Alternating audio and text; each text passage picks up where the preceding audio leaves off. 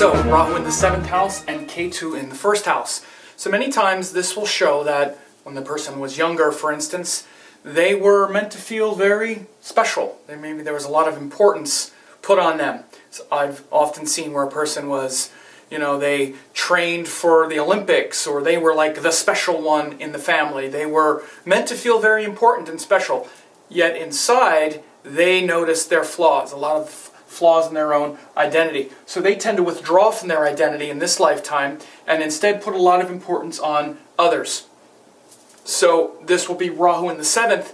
They'll put a lot of importance on compromising with others because they feel within themselves that they lack a lot of attributes. So even though others might say, oh, you're so this, you're so that, inside they have this nagging feeling that they're not complete.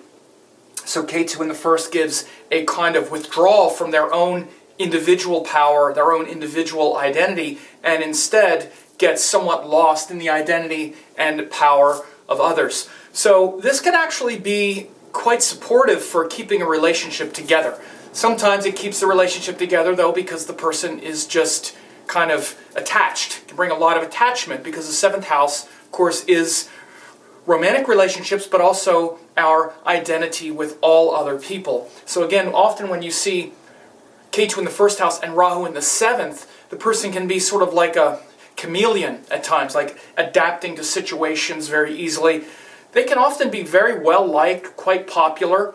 And again, often it's because they are shape-shifting. Their energy is shifting, based on the needs of others.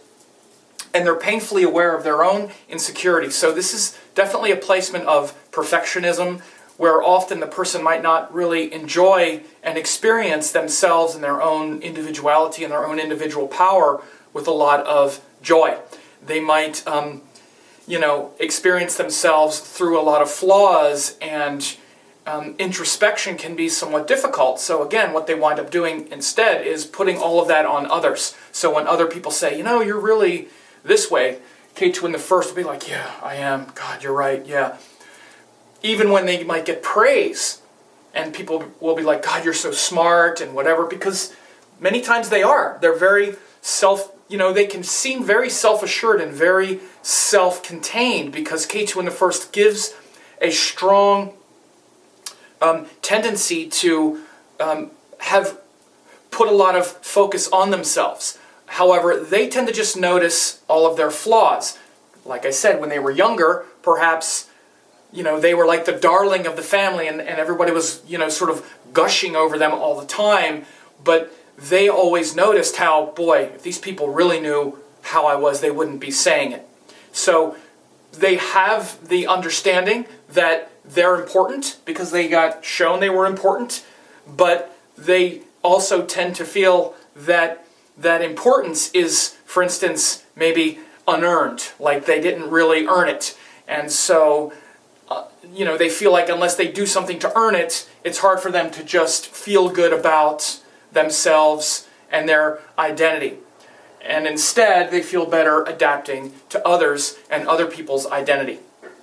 So again, it's opposite of Rahu in the 1st, Ketu in the 7th, where the person was withdrawing from others and strongly attached to their own identity, saying, I need to do this for me. I'm right. I'm the one that's important. That they're sort of obsessed with that idea when Rahu is in the 1st and Ketu is in the 7th. When Rahu is in the 7th, they're basically saying, I'm not the one that's important. Other people are important. What you say is important.